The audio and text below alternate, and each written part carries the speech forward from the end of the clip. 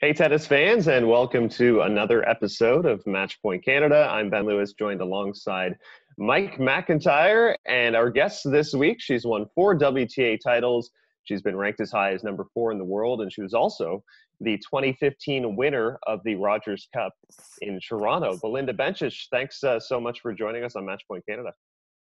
Thanks as well. Thank you for having me. It's great to have you back on the podcast, and apologies if we seem tired at 7 a.m. here in Toronto. So we're going to call this Breakfast with Belinda, I think, this week. Perfect.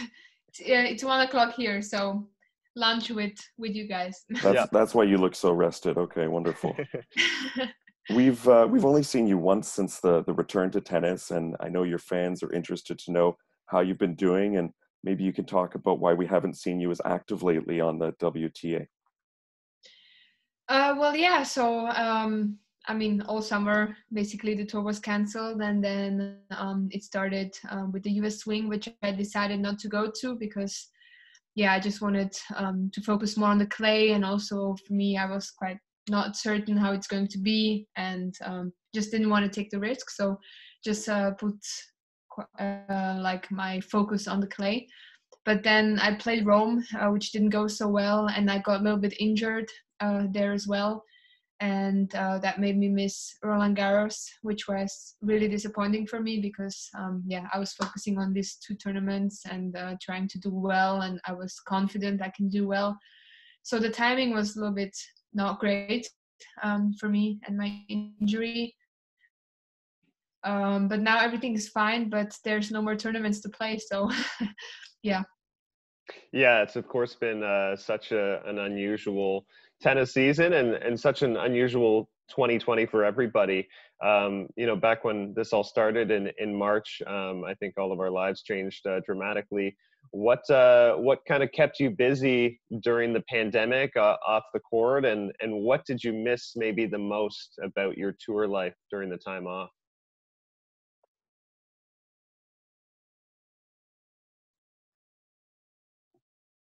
Oh, did you get my question?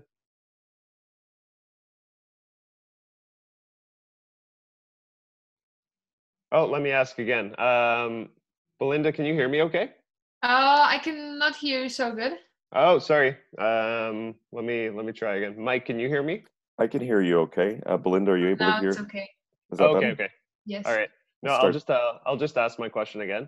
Okay. Belinda, obviously the 2020 in general has been such an unusual year, I think, for everybody in the world, and of course it disrupted the tennis season so much. Just wondering what has kept your life kind of busy through the pandemic off the court, and what do you miss most about life on tour? Well, for me, generally, it was really nice to be home. This year, I kind of felt like I had a normal life, not traveling so much and just being here. Of course, I was practicing almost like 2-3 times a day. So I was really busy actually, but it's just different. I was in a different environment of people. I was more with my friends, more with my family. I didn't have to travel every other week, so I could see everyone regularly. And that was for sure the positive part. But of course, especially now I'm missing tournaments already. I just miss the feeling of playing. And I feel like generally this season I didn't play at all. And it was really one to forget, I would say. And that's why I'm really motivated for next year. And I'm sure and confident that I can play well. And I'm really looking forward to that. You talked a little bit about enjoying the fact that you could stay home a little bit. And it's funny because for tennis players, normally your season is so busy, so jam-packed, and you have such a short window at the end of the year to rest and recover, see family and friends. What were some of the positives for you during this pandemic of being at home and having that stretch where you didn't have to be traveling so much? Yeah, especially that, it's just as tennis players, we are traveling 10 months of the year, and then, we're doing preparation the 12th month. So we have we have 2 weeks of holidays, and really it's very busy and it's kind of nonstop. So it was nice to take just a little bit time off. I didn't have to do anything. Of course, I tried to stay active and try to stay fit. But yeah, still, I thought that was really like a refreshing part, I could just relax a little bit from all this traveling and then tennis circus. And I really had a little bit time to do different things and just stay home and enjoy. And now at this stage, I mean, we noticed just on social media you had a great vacation recently in the Maldives. For you, I guess, for the remainder of the off season, what are the plans before you lead into 2021? Yeah, I mean, I'm right now in my fitness preparation. So Maldives was really spontaneous idea because we first wanted to go to Switzerland to see my family there and to keep doing the preparation there. But unfortunately, because my boyfriend lives in Slovakia, so sometimes I'm here with him. The Slovakians were put on the red list for Switzerland, which made us quarantine again there. So we decided we wouldn't go there, and we went to the Maldives instead. But it was kind of a like vacation / preparation. So we still did a lot of work there, which was great. But it was also really good because we just changed the environment a little bit, and also I was able to recover. And I think it's really important because still this year I didn't play much, but I was working a lot. So I definitely needed a little bit of a vacation, or the feeling of a vacation, so I can like start full and energized for next season. It definitely looked like a vacation. I'm not going to lie. I was very jealous when I saw the pictures. Instagram is not always reality. Oh, that's true. That's true. Yeah, that shot in the pool with the breakfast, the floating breakfast, was my favorite. Yeah, that was a shot I had to make. I told myself. When you're not playing tennis, whether it's because of injury or due to the pandemic, are you the type of player that likes to still keep an eye on the tennis world? Do you watch a lot of the events? And if so, what were your thoughts on the US Open and French Open results? Was there anything that surprised you from the 2 Grand Slams this year? Yeah, I mean, I'm always someone that I say, okay, I will not watch tennis. I just will take a break. I will not watch the result, but I end up watching every match, every result, and totally being into it. So I guess it's something that I can change. But for sure, I mean, it was nice to see, Roland Garros, Iga do really well. It was great for her, and for sure, really surprising, I think. But still, I think she's a great talent that's coming up. So for sure we will see more of her. And US Open as well, it was a little bit weird to see the matches without the spectators. That was, I think, the thing that stood out the most for me.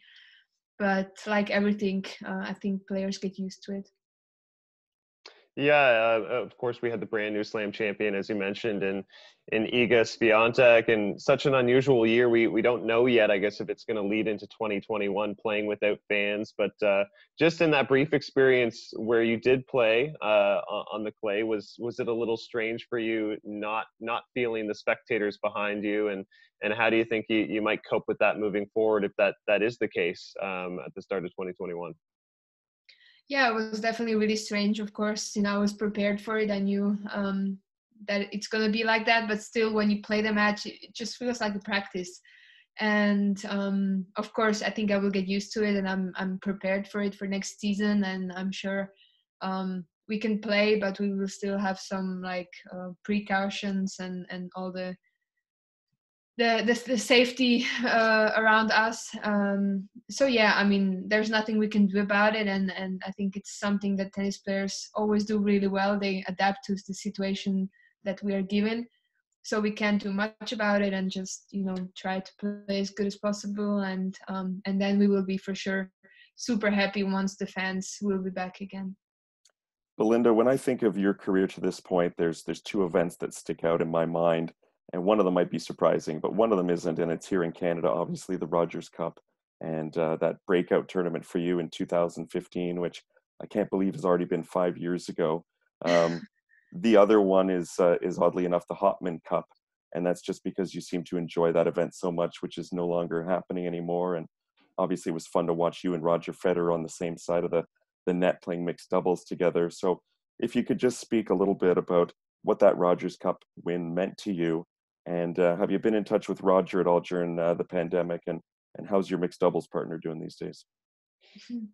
Yeah, I mean, so Roger Cup is always in my heart, because that was really my breakout tournament. I will never forget that one. It was like a dream week for me, and I also can't believe it's been already 5 years, but time's flying fast. And still I have to, keep going with my tennis, and hopefully I can one day again maybe win the Rogers Cup and have another nice memory like that. That would be amazing. And I'm definitely really looking forward to playing in Canada again, because I really enjoyed there. And about the Hopman Cup, I'm also really sad it's not happening anymore. It was really a dream come true playing with Roger, and hopefully we can play again, or maybe even at the Olympics. So I'm sure he's doing great. We are in touch sometimes.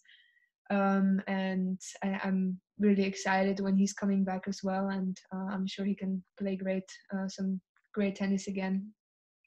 For me, one of my memories is just your run at the U.S. Open in 2019. Of course, getting to that semifinals, and for us here in Canada, we recall the great match you played with our Canadian Bianca Andreescu in that semifinal match.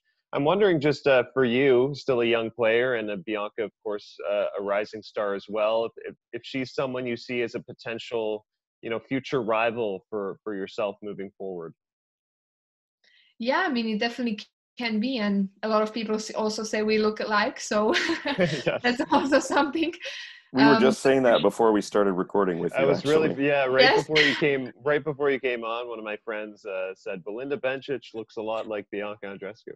It's true. I mean, I don't know if it's true, but many people say it. So we are talking to each other like, hey, twin. Yeah. So for sure, I mean, she's definitely a really talented and great player. She reads the game so well, and she has just like a different game. She really feels the ball. She's not just like a big hitter, but also thinking a lot. So I definitely like her game style, and it's really challenging to playing her. And hopefully we can build something like a rivalry. For sure, the match in US Open was really good, I think. And I'm definitely going to try to beat her and to make some revenge. But of course, you guys will not recognize us. So yeah, that's right. We won't know who to cheer for. Maybe we can get the two twins on the same side of the net as doubles partners one day. Who knows? Yeah, maybe. Yeah, that would be great. Before we let you go, we wanted to finish with just a section of some rapid fire questions, just to get get to know you a little bit better. And I'll lead off and ask if there is any athlete in the world you could meet, who would it be and why? Usain Bolt. And it's because I really enjoy, besides tennis, like to watch track and field athletes and just how they train and how they compete. And I'm really fascinated by them. On the tennis court, what is your favorite shot, Belinda? My favorite shot is my backhand. Okay.